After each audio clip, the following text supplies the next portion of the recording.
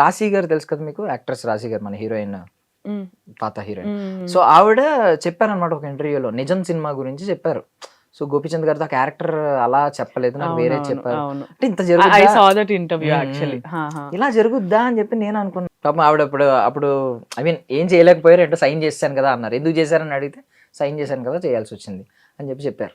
So ఇలాంటివి ఇంకా but కానీ దట్స్ అ వెరీ బ్యూటిఫల్ క్యారెక్టర్. ఎందుకంటే ఒక నెగిటివ్ పవర్ఫుల్ క్యారెక్టర్. పవర్ఫుల్. ఇప్పుడు పక్కన గోపీచంద్ గారిని షీ డామినేట్స్ హిమ్. ఈమె కోసం చాలా చేస్తుంటాడు and it's a very beautiful character. Maybe she doesn't want to portray her like that in that film. అప్పటికి షీ వాస్ డూయింగ్ మంచి మూవీస్ చేస్తూ ఉన్నారు అనుకుంటా. But I loved it. బాగుంటది క్యారెక్టర్.